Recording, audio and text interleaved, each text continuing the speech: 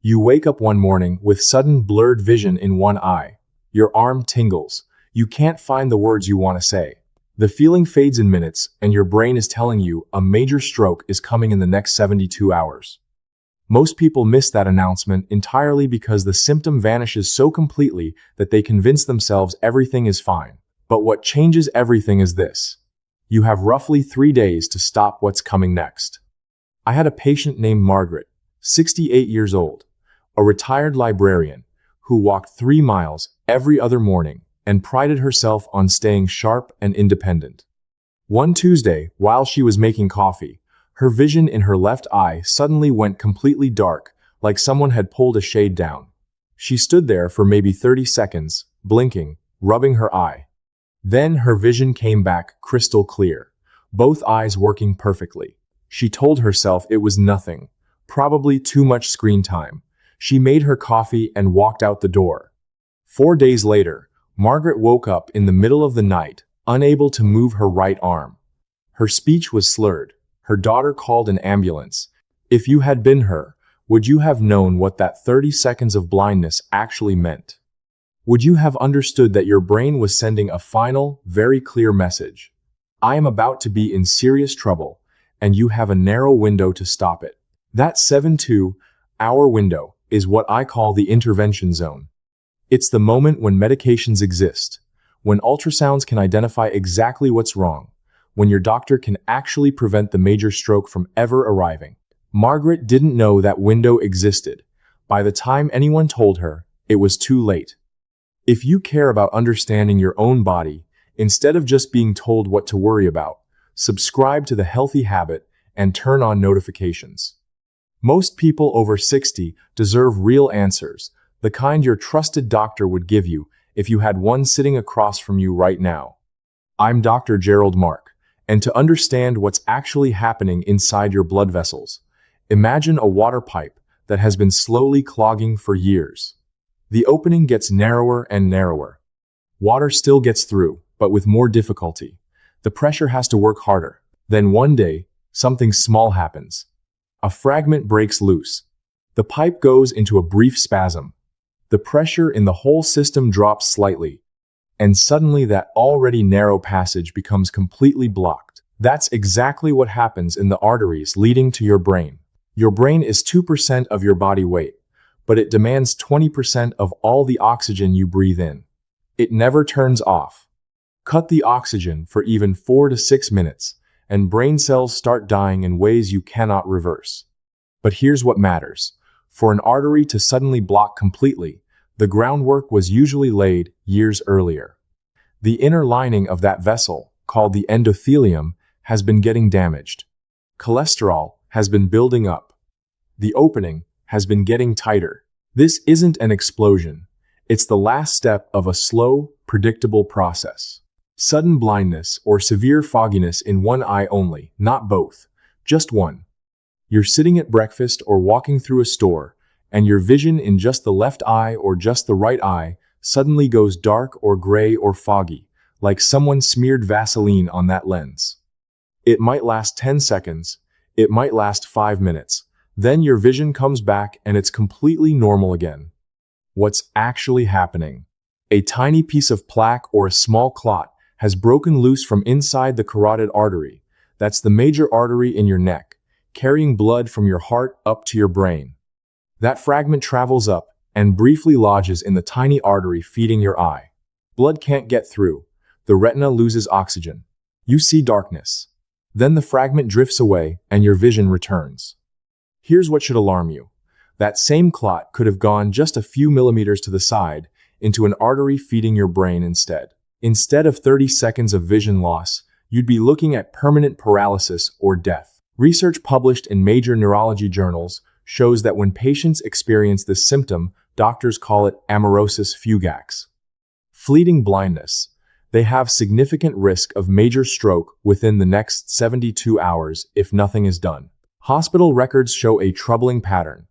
Patients who ignore 2 or 3 of these episodes often have the big stroke within days. What happens if you ignore it? You miss your intervention window and end up like Margaret. What happens if you act? You call your doctor that day. get imaging, and prevent what's coming next. One choice changes everything. Sudden numbness or tingling on one side of your body, your arm, your hand, half your face, or even one entire side from shoulder to hip. The key detail is that it comes out of nowhere while you're just sitting or walking. It lasts a few minutes, then it goes away on its own. This is different from the times you've slept on your arm and woke up with pins and needles. That's nerve compression from position. As soon as you move, sensation returns in a minute. With a TI, a transient ischemic attack, the problem isn't in the arm, it's in the brain region that maps sensation from that arm. Here's the biology. Each side of your brain controls and feels the opposite side of your body. When your left brain suddenly loses blood flow, your right side goes numb. When your right brain is affected, your left side goes numb. That's why neurologists pay special attention to one-sided numbness. It points directly at the brain. A study published in Stroke Journal, following over 3,000 people who experienced unexplained one-sided numbness, found that nearly 40% of them had a major stroke within 90 days. If they didn't get urgent evaluation, 40%. That's not a small risk. What happens if you ignore it? You're betting against odds that most people wouldn't accept in any other situation. What happens if you act? You get evaluated. Your doctor identifies the problem, and medications can prevent the stroke. Same 72-hour window. Before I get to sign number 3, I need you to understand something. Neurologists treat like a fire alarm. It's the third warning sign, and it's the one most people completely miss. Abrupt loss of coordination or balance, a sudden drunk-feeling walk without any alcohol. You're standing on a familiar, flat surface, and your foot lands in the wrong place. Your leg feels weak and rubbery underneath you. Or you get hit by a spinning sensation so intense that you have to grab the wall. Even though you didn't move your head, you weren't dizzy before. And you definitely didn't just stand up from lying down. The part of your brain responsible for balance and smooth coordinated movement is called the cerebellum. It sits low in the back of your skull. It's constantly calculating where your body is in space and how hard each muscle needs to fire, so you walk straight instead of zigzagging. The cerebellum gets its blood supply from arteries that run up through the bones of your neck. When blood flow through those arteries drops suddenly, even for just a few seconds, the cerebellum glitches. That's when you veer sideways, or suddenly feel intense dizziness for no obvious reason. In clinical practice, I see a consistent pattern where people blame these episodes on bad shoes, or fatigue, or low blood pressure, and only discover later, usually after they've had a bigger stroke, that those were cerebellar TIAs. Normal dizziness has a clear trigger. Rolling over in bed causes it. Turning your head quickly causes it. But sudden intense dizziness plus trouble walking straight with no obvious cause should be treated as a possible TIA until a doctor rules out a vascular problem. What happens if you ignore it? You're walking around with a warning sign that your neck arteries are narrowing and blood flow to your brain is becoming unreliable. What happens if you act? You get a simple ultrasound of your neck arteries. Your doctor sees exactly what's happening, and intervention happens now instead of after the big stroke. Sudden breakdown in your ability to speak or understand speech, and I want to be very clear about what this means.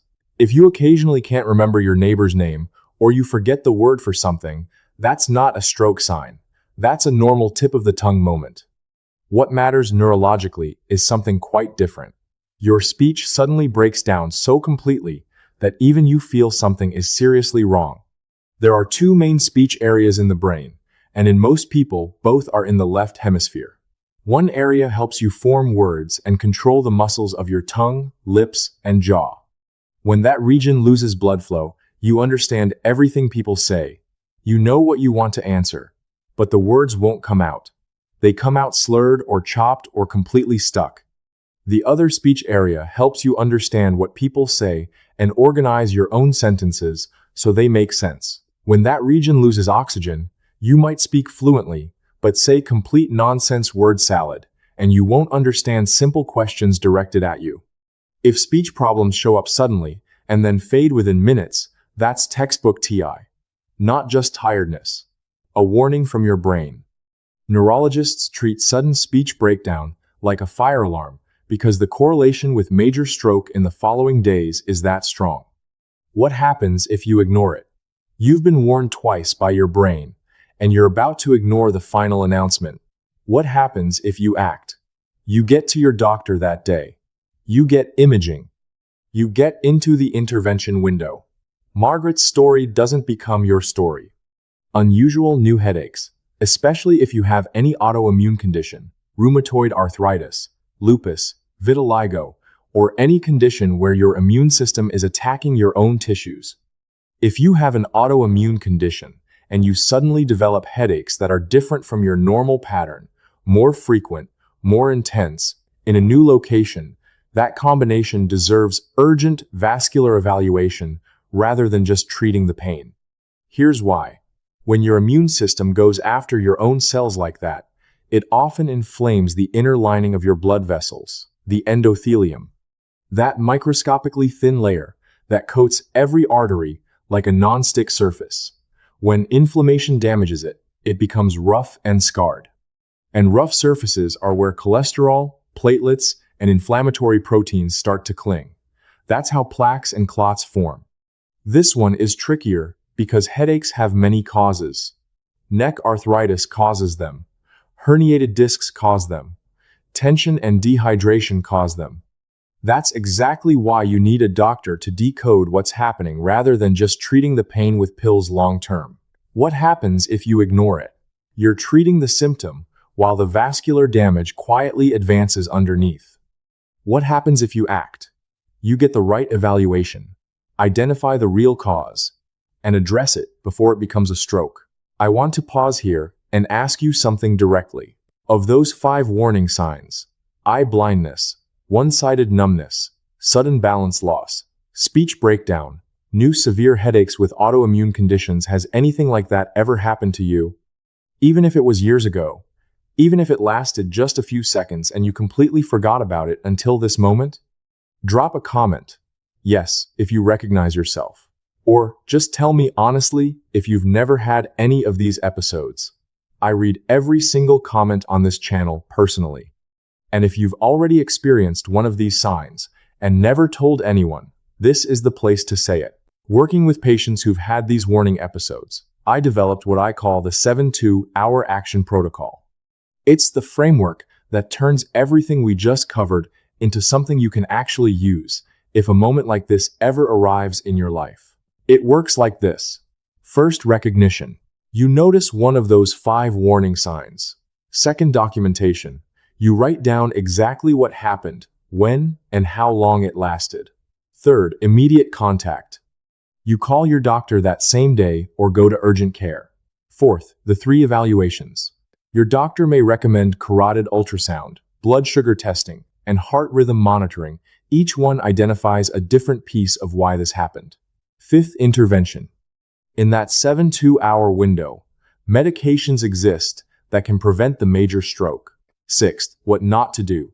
Never start aspirin or any blood-thinning medication on your own after a warning episode. There are 2 types of stroke: ischemic, where a vessel is blocked, and hemorrhagic, where a vessel is bleeding. Aspirin helps in ischemic cases, but can make hemorrhagic bleeding faster and more severe. Only a CT scan can tell the difference reliably. So instead of self-treating, get evaluated and let a medical team decide. This framework is worthless if you don't know what to recognize. But now that you do, it becomes your protection. Here's the part most people skip, and it's the reason most people end up in the emergency room instead of preventing this entirely. Here's exactly what I want you to do after this video ends.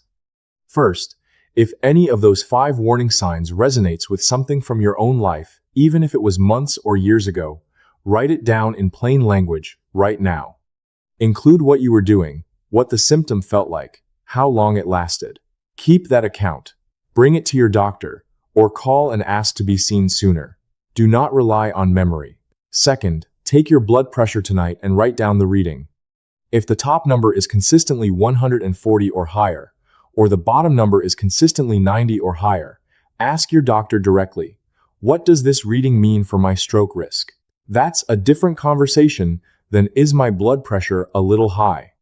Third, if you have any risk factors, diabetes, pre-diabetes, smoking history, or any autoimmune condition, ask your doctor whether you should have a carotid duplex ultrasound.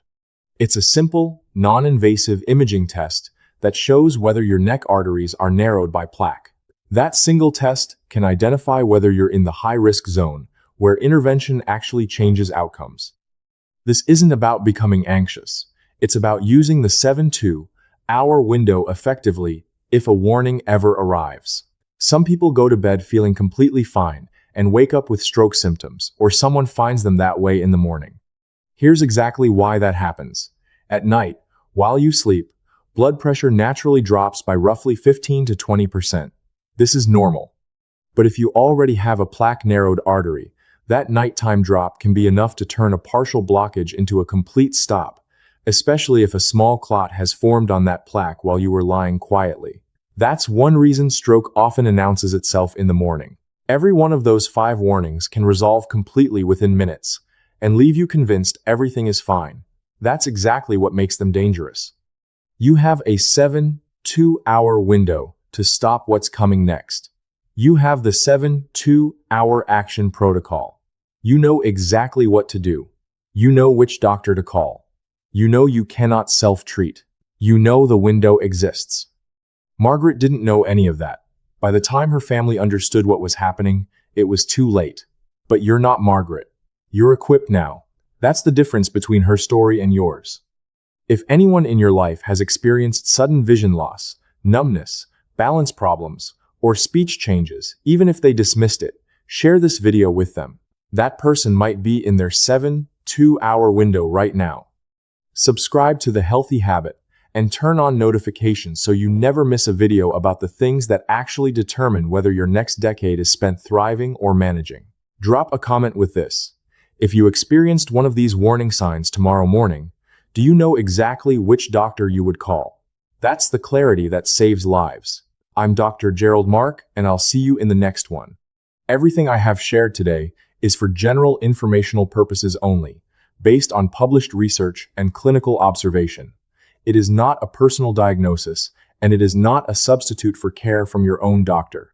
Please consult your physician or a qualified healthcare provider before making any changes to your medications, diet, supplements, or health routine.